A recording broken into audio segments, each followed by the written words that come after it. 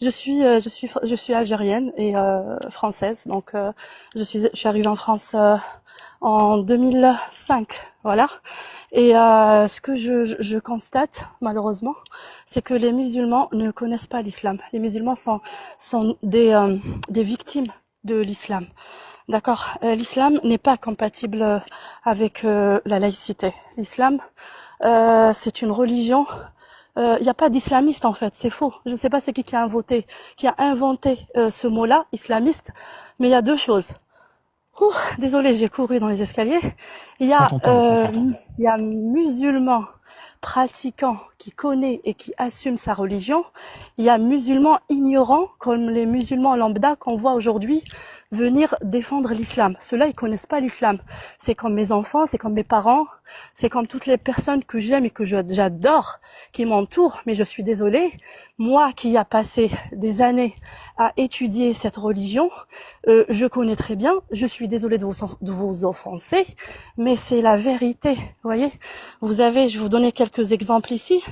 Vous avez par exemple, vous avez le verset 9, le verset 5 de la sourate 9, donc la sourate Tauba, qui dit, après que les mois sacrés expirent, tuez les associateurs, où que vous les trouviez, capturez-les, assiégez-les, guettez-les dans toutes les embuscades, et si ensuite ils se repentent, accomplissent la salat et acquittent la zakat, alors laissez-leur la voie libre, car Dieu est pardonneur et miséricordieux. Voilà, donc ça c'est que un exemple en fait. L'islam n'est pas compatible. Et après une fois que vous tuez, Est-ce que tu es d'accord avec moi, Louvre, pour dire que l'islam est conquérant, comme je l'ai expliqué tout à l'heure? bien sûr. Bien sûr. Tout à l'heure, vous avez parlé du voile. Oui. Alors, le voile est descendu. Pourquoi? Le contexte de l'arrivée du voile, c'était quoi? C'était pour différencier la femme libre de la femme esclave. Parce qu'à l'époque du prophète, il y avait des esclaves. L'esclavage n'a jamais été aboli par l'islam. Au contraire, sourate 24, sourate Nisa, sourate la femme, verset 24, qui dit وَالْمُحْصَنَاتُ مِنَ النِّسَاءِ إِلَّا مَا مَلَكَتْ أَيْمَانُكُمْ. Ne touchez pas à vos femmes mariées. Par contre, vous pouvez violer les femmes mariées si elles vous sont esclaves. Vous voyez? Donc, Hmm. l'esclavage n'a jamais été aboli. Le prophète lui-même a profité des esclaves, comme Safiya bint Huyay, qui était une juive, qu'il a échangé contre 7 autres femmes esclaves. Donc, ne croyez pas que l'islam a aboli l'esclavage. Et donc, le voile est venu pour différencier la femme esclave de la femme libre, donc de la femme musulmane. À l'époque du prophète, il y avait le compagnon Omar qui frappait les femmes esclaves qui étaient voilées, qui étaient vêtues normalement.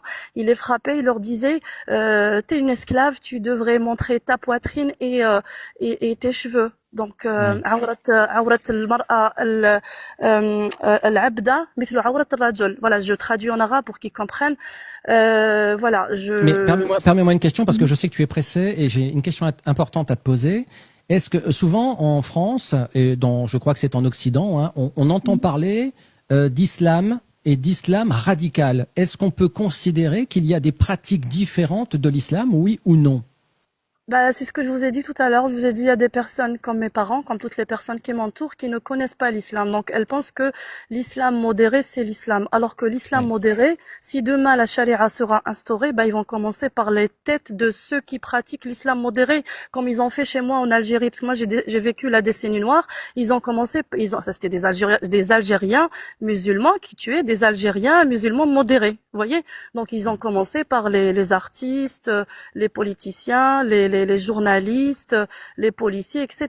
Vous voyez, les femmes non Hmm. voilées, Donc Kassia Boudina. est-ce que tu y vois un danger en Occident ou pas? Bien sûr, il y a, comme vous voyez ici, malheureusement, ils sont tous là à dire, elle est en train de raconter n'importe quoi, Oui, oui, j'ai parce vu. ils connaissent pas leur Non, en religion. fait, c'est pire que ça. C'est pas qu'ils connaissent pas, c'est que dès que tu vas à l'encontre de leur religion ou de leur Absolument. sacré, automatiquement tu es catégorisé. T'es un Tout à traître. fait. Voilà.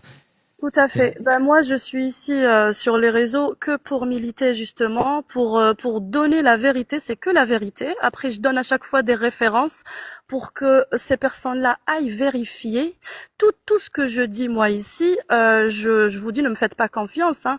Allez vérifier et surtout vérifier auprès de vos imams, parce que les imams eux-mêmes, j'ai eu des échanges ici, des débats avec des imams qui m'ont dit oui, c'est ça l'islam, que tu le prennes ou tu le quittes. Voilà, c'est ça l'islam, parce qu'ils n'ont pas le droit en fait de dire que non.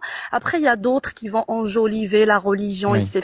Mais tout est écrit, tout est dans les textes, vous voyez.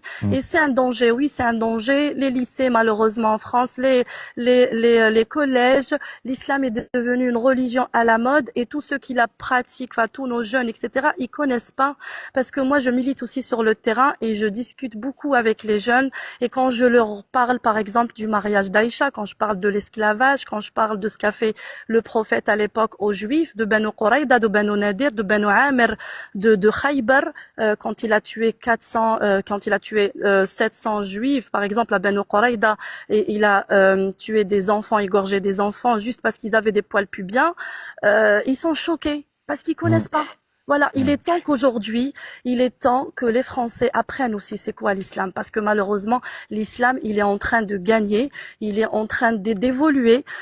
Et le pire, c'est que tu as des enfants français de souche qui vont venir me dire dans mes lives, oui, mais toi tu connais pas, mais toi t'es une raciste. Mais comment je peux être raciste des musulmans alors que les personnes qui m'entourent que j'aime le plus sont musulmanes, vous voyez? Donc voilà.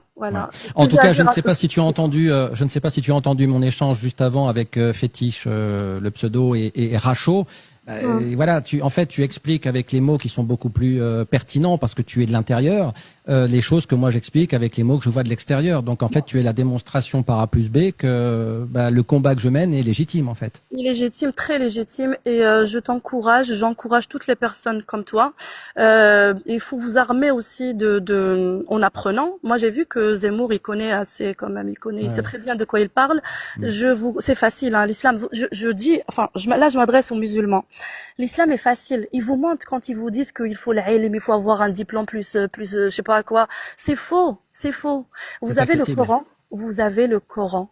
Et pour comprendre le Coran, il faut vous référer aux exégètes des versets, aux exégètes qui ont écrit les versets. Ces exégètes-là, c'est simple. Il y a Ibn Kathir, il y a Tabari, il y a Ibn Abbas, ils sont pas nombreux. Et ceux-là, c'est ceux qui donnent les exégèses des versets.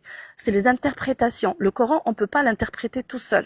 D'accord? Le Coran, il faut, lisez sourate Tawbah. Sourate l'épée, c'est la sourate la plus meurtrière, la plus dangereuse de l'islam. Voilà, je suis désolée, je suis pas en train de raconter n'importe quoi. Je suis pas une facho comme vous comme vous dites plutôt. Je ne suis pas une sioniste, je ne suis rien du tout. Je suis algérienne française, d'accord. La France m'a ouvert ses portes. J'étais française avant aussi, hein, parce que vous allez dire elle fait ça pour plaire aux Français, etc. J'ai été française, mais mes parents ils voulaient rester en Algérie pour justement militer. Mes parents sont militants. Ils ont milité contre les islamistes terroristes des années 90 en Algérie. Ma mère, elle a jamais porté le voile. Et donc, c'est après la décennie noire que moi, j'ai décidé de venir parce que j'étais très jeune. J'avais la limite 18 ans à peine. Et mes parents, ils m'ont pas suivi. Ils m'ont suivi juste après parce que voilà, moi, je les suppliais, etc. Mais sinon, je sais très, très bien de quoi je parle. Le terrorisme, moi, je l'ai vécu. Je vous promets que demain, si vous allez pleurer. Demain, si vous apprenez pas votre religion, un jour, vous allez pleurer. Vous allez bien pleurer. Vous allez bien comprendre c'est quoi l'islam. Eh bien, écoute, Louve, merci beaucoup.